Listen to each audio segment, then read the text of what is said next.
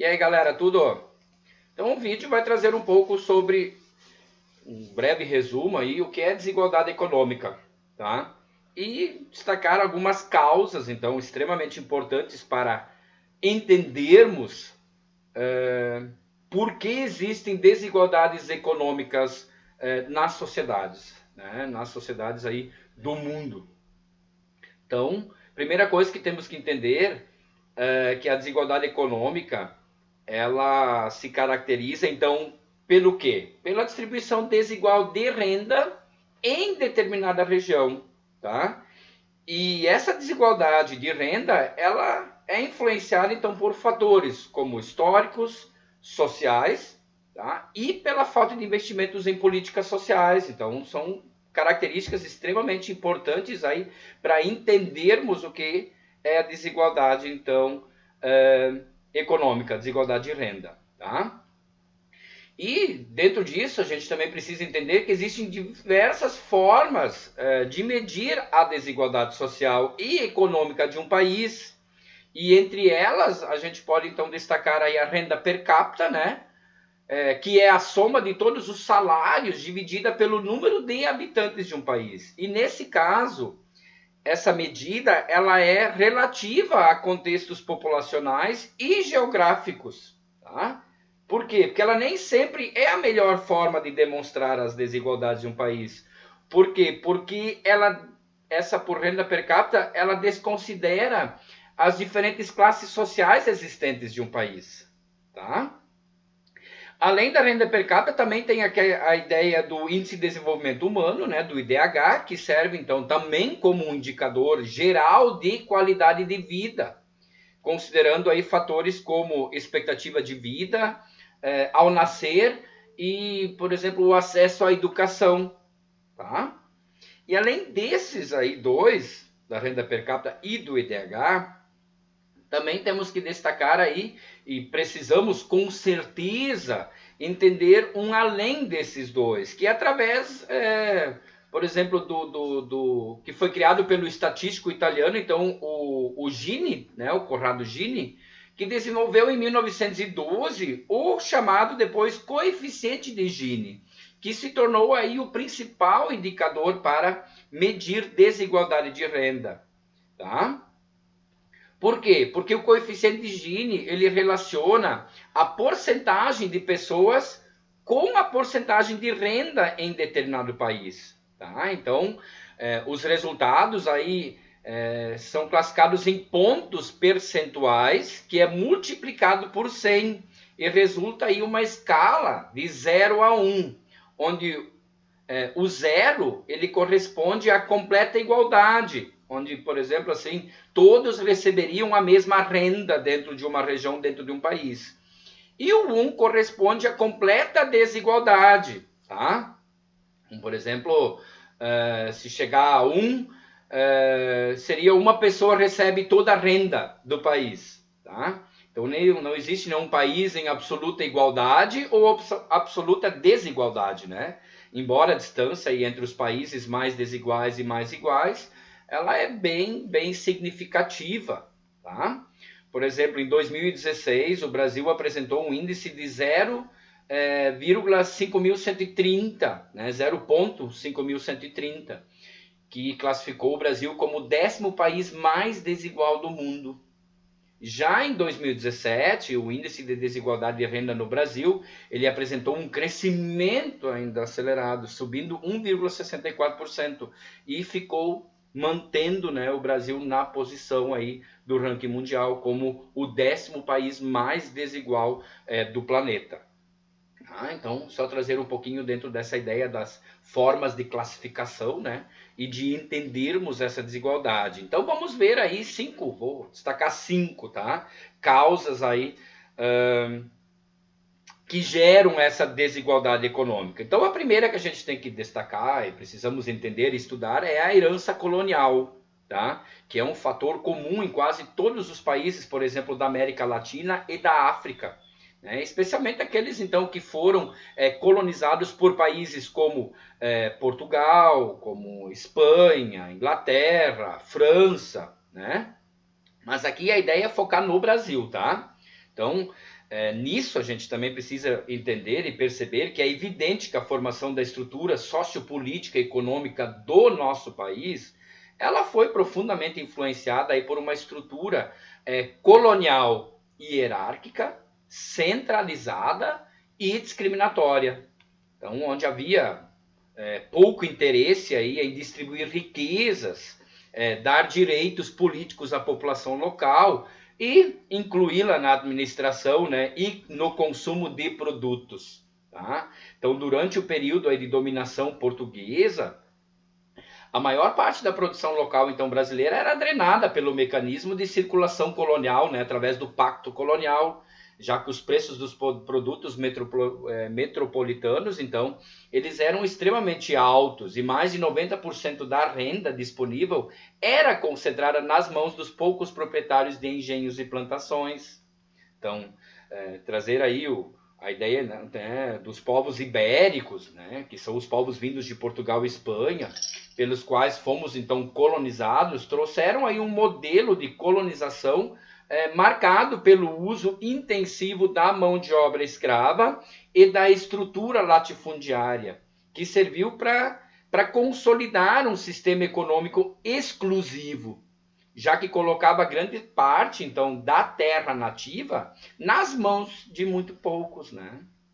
E com isso podemos concluir então que as raízes da nossa sociedade, elas são altamente desiguais. Tá? Então, com o tempo e com sua independência, o Brasil continuou aí a focar seus esforços econômicos, por exemplo, na exportação. Né? Quando essas estancaram, né? Devido a crises mundiais, o país acabou passando por um período ainda de maior aumento da desigualdade, enquanto países como a Inglaterra já falavam de direitos individuais e formalmente iguais, as populações livres eram marginalizadas no Brasil, por não terem sido devidamente amparadas após, por exemplo, a abolição da escravatura. Tá? Então, após esse período aí, passamos por diversas oscilações econômicas, né, que também se refletiram nos nossos níveis de desigualdade social e de renda. Diversas políticas públicas foram criadas ao longo da história com a intenção de, direta ou indiretamente, reduzir as desigualdades econômicas. Então, as políticas de transferência de renda são um exemplo disso, bem como alguns programas de microfinanciamentos, capacitação profissional, acesso à educação, né? Então, algumas políticas acabaram sendo criadas para resolver, né? E vendo isso, e mesmo com isso, a desigualdade econômica ela é um problema histórico, né? Estrutural e muito complexo. Tá? Legados, então, coloniais, como a concentração de renda e de terras, elas não vão ser resolvidas com uma solução simples e imediata. E um bom começo é reconhecer a gama, né, de causas e fatores por trás dos números apresentados por índices como o coeficiente de Gini, por exemplo. Além de ser inflexível e de drenar os recursos nativos para o exterior, a estrutura colonial ela também era patriarcal e racialmente discriminatória. E com isso, países com altas taxas de desigualdade social e de renda também costumam ter grandes disparidades de gênero e raça. Tá? E aí, dentro disso, a segunda causa aí pela desigualdade econômica é a desigualdade de gênero. Né? Então, o segundo fator aí de correlação com desigualdade econômica é a desigualdade de gênero, muito estampada, né? Onde a desigualdade de gênero influencia diretamente os índices de desigualdade econômica em determinada região. A desigualdade salarial, já que quanto maior a desigualdade salarial entre homens e mulheres, maior a desigualdade financeira numa região. Mulheres tendem a trabalhar com isso no setor informal, onde recebem menos que homens. E a desigualdade de oportunidades entre gêneros, especialmente aí, no caso, ou especialmente aí, no acesso então à saúde e educação, é fortemente associada aí à desigualdade econômica. Tá? A equidade também de gênero definida pelo Banco Mundial aí como igualdade perante a lei, a oportunidades e a liberdade de expressão, bem como a maior participação feminina no mercado de trabalho, favorece os índices de desenvolvimento e a redução de desigualdade econômica. E se formos buscar informações de dados, né, como através do Programa das Nações Unidas para o Desenvolvimento, ele diz que não será possível alcançar o desenvolvimento humano se metade da humanidade é ignorada. Então, a desigualdade de gênero e a falta do empoderamento das mulheres é um desafio ao progresso global em todas as regiões e grupos sociais. Tá? No Brasil, por exemplo, mesmo com conquistas como a universalização da educação, mulheres ainda enfrentam desigualdades estruturais. Apesar das taxas então de frequência escolar no ensino médio e superior, né, serem maiores entre mulheres, sua média salarial ainda é menor que a dos homens, mesmo as mulheres compondo 50,6% da população brasileira. Quer dizer que mais da metade da população brasileira são mulheres e mesmo assim ainda a questão salarial é mais baixa e ainda não conseguem leis de igualdade. Está na hora. Terceira causa, segregação racial, tá? É uma das causas também da desigualdade econômica. Então, a segregação de pessoas de acordo com sua raça ou etnia também caracteriza uma causa estrutural da desigualdade econômica. Tal fato pode ser observado tanto no nível nacional quanto local. Então, a nível nacional, observamos a segregação racial em países onde mesmo foi institucionalizada, tá? E a nível municipal, nós podemos observar em espaços urbanos, onde existe uma segregação racial territorial, onde se apresenta, né? Pode se apresentar pelo menos de duas formas. Em aglomerados populacionais, tá? As chamadas favelas, aí, as periferias, né? Onde há maior concentração da população negra e no acesso desigual a espaços públicos e serviços, já que eles são mais facilmente acessados pela população branca concentrada nos grandes centros urbanos. Então, esse exemplo ele é muito visível em países como a África do Sul, que experimentou o período de segregação racial institucionalizada com o regime do apartheid. Tal regime, então, ele propagou, né, a separação racial entre 1948 e 1994 e deixou legados contra os quais o país ainda luta.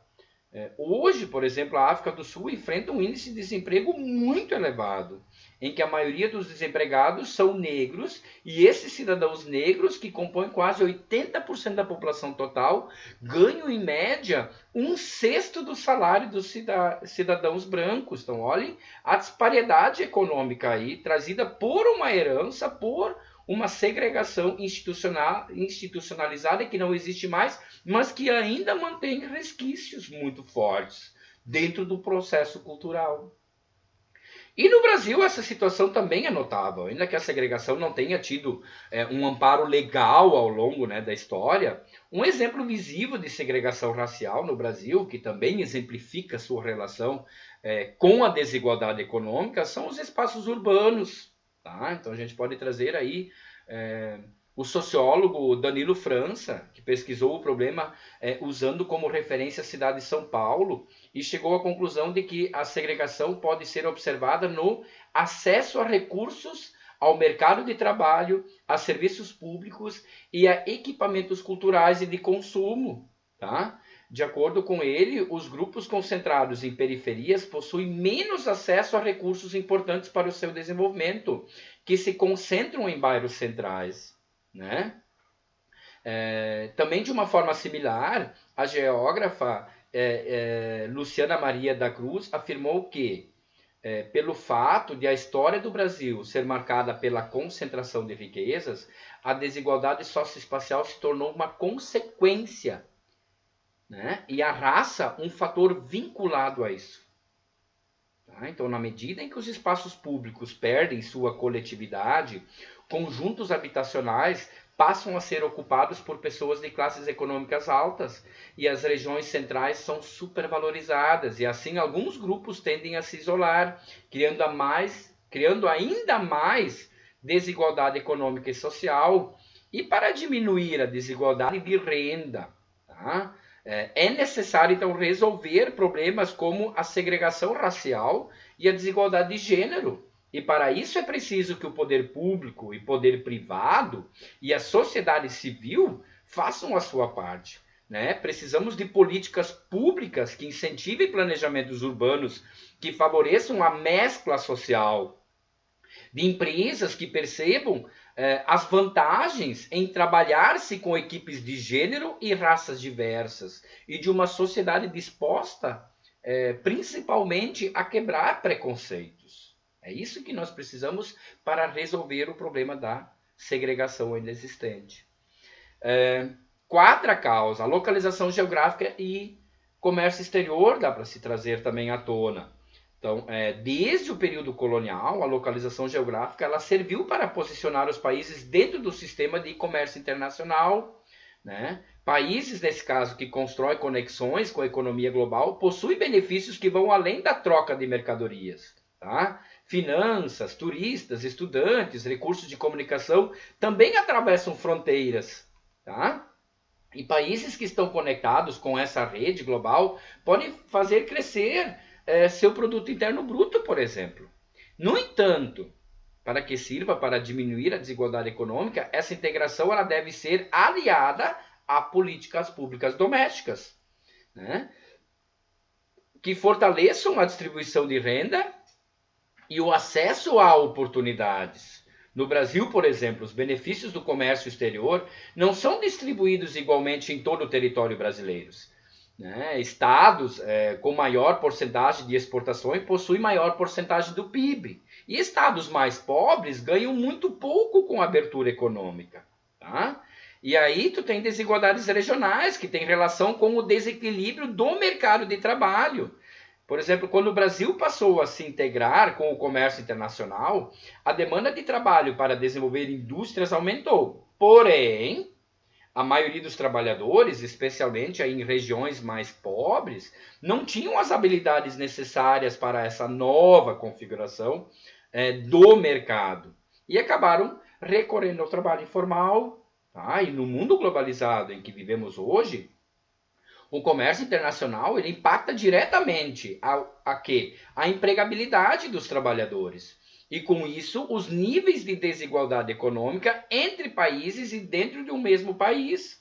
Então, para que um país participe do sistema internacional e não seja prejudicado pelo isolamento geográfico e econômico, e nem pelo aumento em desigualdades econômicas internas, é preciso que a política econômica internacional seja aliada a políticas internas, como redistribuição de renda, profissionalização e, é claro, educação.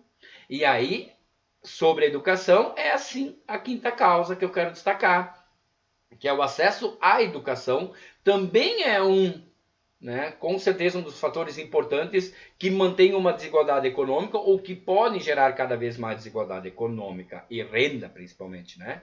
Então, o acesso à educação é um fator decisivo no nível de desigualdade social e econômica de um país. Então, a falta de escolarização de algumas classes sociais é uma das principais causas da pobreza e da desigualdade de renda. Então, ao mesmo tempo, o acesso à educação é a solução para quê? Para reduzir tais desigualdades. Então, o problema da desigualdade econômica é estrutural e tem múltiplas faces com suas raízes na formação social e histórica do Brasil.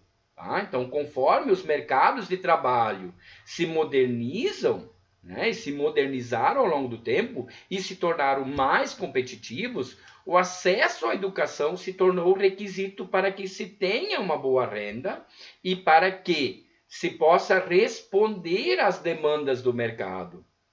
Então, expandir o acesso à educação gera crescimento econômico e ajuda a quebrar os ciclos de pobreza de gerações. Tá? Que acontece, isso é o quê? Que acontece quando a condição de pobreza permanece em uma determinada família por mais de 2 gerações. Então, o impacto de políticas públicas que focam na expansão do acesso à educação contribuem o quê? Para a redução das desigualdades de renda, especialmente em países em desenvolvimento como o Brasil. Tá? Pegar aí exemplo, entre os anos de 1990 e 2005, então as desigualdades de renda variaram significativamente em diferentes regiões. Em geral, então, reduções nas desigualdades no acesso à educação causaram reduções nas desigualdades de renda, especialmente em economias emergentes e em desenvolvimento. Tá?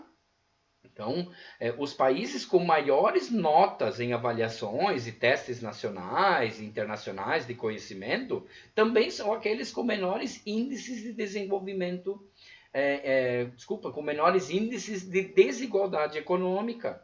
Então, para nós chegarmos, né, entendermos isso, precisamos ver que, em geral, países latino-americanos eles possuem altas taxas de desigualdade e também baixo desempenho escolar, enquanto países do norte europeu, tá, possuem baixo índice de desigualdade e altas notas. Então, quer dizer assim, os países com maior investimento em educação, com maiores notas nas avaliações, também são caracterizados por serem os países menos desiguais. Por quê? Porque preparam a sua população para o desenvolvimento intelectual, na busca do conhecimento o tempo todo, né? E essa relação não é sempre linear e depende, então, de vários outros fatores, mas nos ajuda a entender, né, a forma que baixo os investimentos em políticas educacionais podem levar um país a um maior abismo entre ricos e pobres, né? Uma vez que a educação é uma condição para adentrar o mercado de trabalho e, principalmente, se manter nele através da empregabilidade que a educação te fornece como ser social. Forte abraço.